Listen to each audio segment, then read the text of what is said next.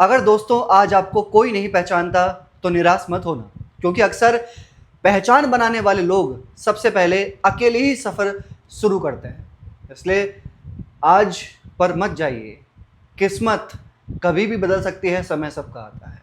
नमस्कार दोस्तों, मैं ज्योतिष आचार्य सचिन कुकरेती आप सबका अपने चैनल नीलकंठ ज्योतिष में हार्दिक अभिनंदन करता हूं। दोस्तों आज का ये ज्योतिष का कार्यक्रम आपके लिए यानी कि कुंभ राशि के लिए एक्यूरेस बहुत विशेष कार्यक्रम है। कुंभ राशि जुलाई 2026 मासिक राशिफल मंथली प्रिडिक्शन कैसा रहेगा आपके जुलाई 2026 कैसा रहेगा, नहीं सभी विषय पर आपके मन में, आपके दिल में, आपके दिमाग में जो भी प्रश्न है उन सभी प्रश्नों के जवाब आपको दूंगा बहुत डिटेल में, ना नेगेटिव ना पॉजिटिव। आपके सामने क्या दिख रहा है ट्रांजिट में, कौन सा प्लेनेट कहां पर बैठा है, आपके लिए कैसा है वो स्वास्थ्य, शिक्षा, प्रेम प्यार, वैवाहिक जीवन, भाग्य, करियर, बिजनेस कैसा रहेगा आपका, इसको बहुत डिटेल में समझ लेते हैं। दोस्तों वीडियो के एंड में बताऊंगा आपको क्या अचूक उपाय आपको फॉलो करना चाहिए। कुंभ राशि फोकस यहां पे होना चाहिए। ओके, कुंभ राशि आपकी, राहु आपके फर्स्ट हाउस में है। राहु आपके फर्स्ट हाउस में रहेंगे 6 दिसंबर 2026 तक। ओके, आपके सेकंड हाउस में है शनि ग्रह, आपके फोर्थ हाउस में है मंगल, फिफ्थ हाउस में है सूर्य,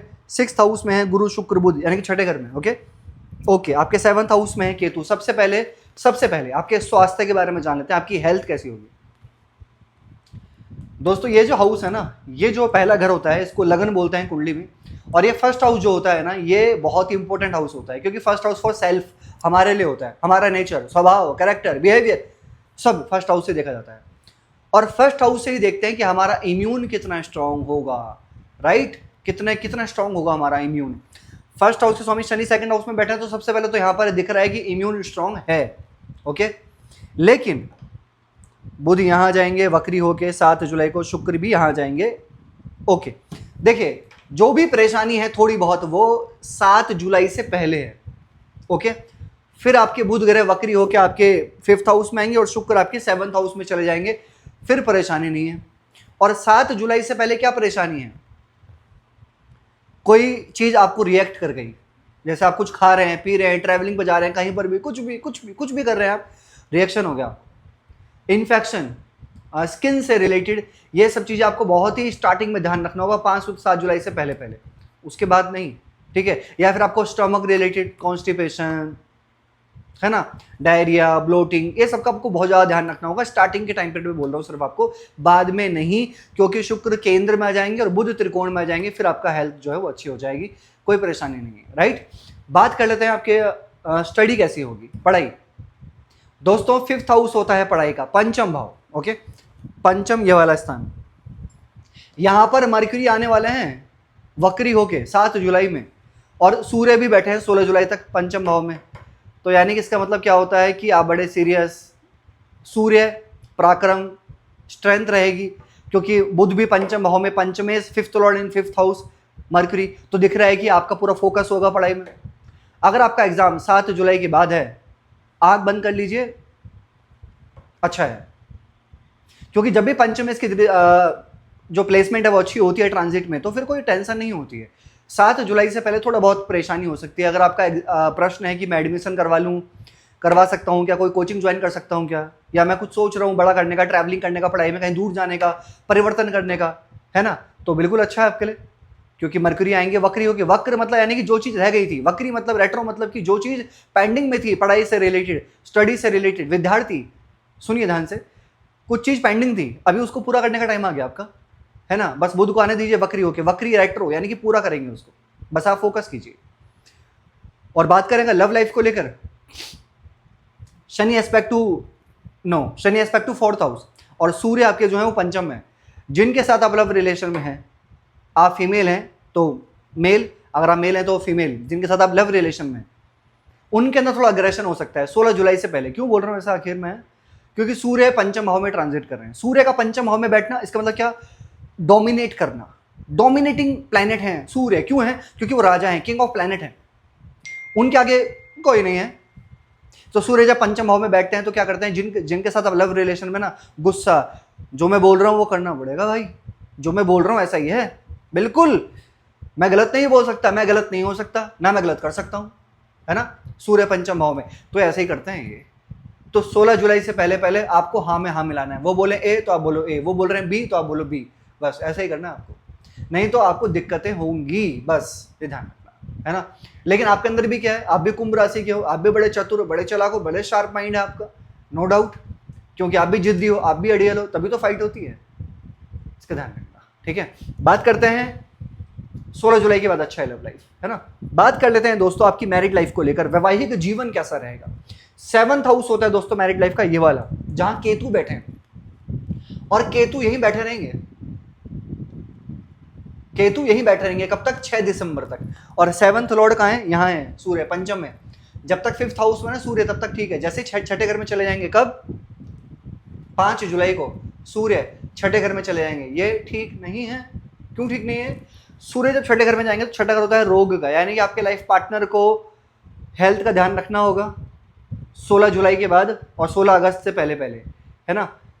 16 जुलाई से पहले मैरिड लाइफ ठीक है, 16 जुलाई के बाद मैरिड लाइफ में भी कुछ आर्ग्यूमेंट दिख रहे हैं मुझे, ठीक है ना। या तो आर्ग्यूमेंट होंगे पहली चीज 16 जुलाई के बाद मैरिड लाइफ में, या फिर लाइफ पार्टनर के हेल्थ में कुछ ना कुछ मेजर नहीं होगा, कुछ माइनर, बस थोड़ा बहुत माइनर इशू ना, कभी हेडेक, कभी यहाँ, कभी वैसे, कभी ऐसे, कभी कफ, कभी कोल्ड, ऐसा थोड़ा बहुत देखा जा सकता है 16 जुलाई के बाद। तो मैरिड लाइफ 16 से पहले बेस्ट, 16 के बाद नहीं है उतनी अच्छी। चलिए आगे बढ़ते हैं, जान लेते हैं सबसे महत्वपूर्ण टॉपिक, भाग्य, करियर, बिजनेस कैसा होगा कुंभ राशि आपके लिए।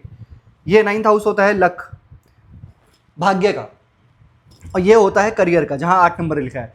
भाग्य के स्वामी बनते हैं शुक्र ग्रह, यानी वीनस। कहाँ है वीनस, यहाँ है, ठीक है, यहाँ आने वाले हैं वो 5 जुलाई को। जब त्रिकोण का कनेक्शन केंद्र से बनेगा 5 जुलाई के बाद, तो भाग्य अच्छा है, प्रबल है, क्योंकि भाग्य की दृष्टि 1st हाउस पे पड़ेगी, शुक्र की दृष्टि 1st हाउस पे पड़ेगी। That is very good placement.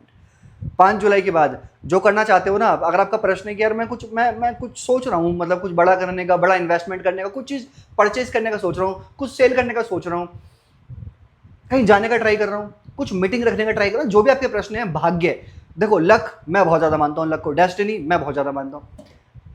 अगर आप पूछेंगे कि कर्म को नहीं मानते, कर्म को नहीं मानते आप, मानता हूँ, कर्म को मानता हूँ, लेकिन भाग्य को उससे ज़्यादा, क्योंकि कर्म करने वाले लोग सभी हैं, बहुत हैं, लेकिन जो भाग्य आप लिखवा कर आए हो ये आपके कर्म से ही बना है, इसलिए मैं कर्म को ज़्यादा मानता हूँ। पर जो भाग्य आपका है ना, वो भाग्य ही आपको आगे लेकर जाता है, और ये कर्म से ही बनता है आपका भाग्य। ये मत सोचना कि आपका भाग्य ऐसे ही बन जाएगा हवा में, आपके कर्मों से ही बनता है भाग्य, अच्छे कर्मों से अच्छा भाग्य। फॉर सपोज दैट, जैसे आपका कोई बैंक है, किसी भी बैंक में अकाउंट है आपका, और वहां पर आप पैसे डालेंगे तो क्रेडिट होगा, निकालेंगे तो डेबिट होगा, ऐसे ही अगर आप अच्छा काम करेंगे तो क्रेडिट होगा, अच्छा रिजल्ट मिलेगा आपको, राइट। तो इसलिए भाग्य टॉप पे हो जाता है। फिर आपका भाग्य के स्वामी कौन है, शुक्र है, जैसे वो 7th हाउस में आएंगे तो टॉप पे हो जाएगा, आपका सारे काम बनने लग जाएंगे, है ना। तो 5 जुलाई के बाद ज़्यादा अच्छा है। करियर के बारे में बात करूँ तो मंगल जो है ना, वो यहाँ है 4th हाउस में, यहाँ पे, और 7वीं दृष्टि से यहीं देख रहे हैं वो, उनकी 7वीं दृष्टि 10th हाउस में पड़ रही है, और जब मंगल की दृष्टि 10th हाउस में पड़ रही है अपने घर पे, इसका मतलब कि जो कुछ भी बोल रहा है बोल लो, मैं अपने तरीके से काम करूंगा। स्ट्रेंथ, क्योंकि मंगल क्या है, लीडरशिप क्वालिटी है मंगल के अंदर, मंगल इज सेनापति प्लेनेट, तो वो लीडर है उनके अंदर, किसी की नहीं सुनेंगे, अपने तरीके से काम करेंगे, अपना माइंडसेट, स्मार्ट वर्क, स्ट्रेंथ, साहस, पराक्रम रहेगी वर्किंग प्लेस पे, है ना।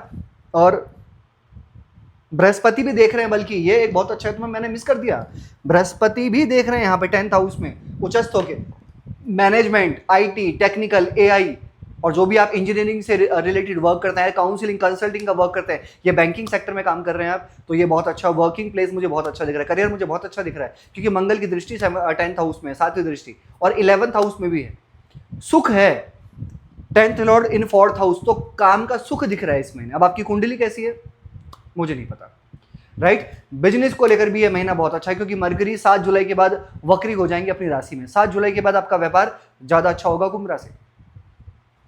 क्या करना चाहिए आपको, सबसे पहले तो आपको शनि ग्रह का बीज मंत्र करना चाहिए, ओम प्राम प्रीम प्रोम स शनिश्चराय नमः 108 बार। डेली हनुमान चालीसा का पाठ फॉलो करो, इज ए वेरी, बहुत पावरफुल है हनुमान चालीसा, ये मैंने फील किया जिंदगी में, अपने जीवन में। हनुमान चालीसा जरूर पढ़ो आप, बहुत अच्छा रहेगा।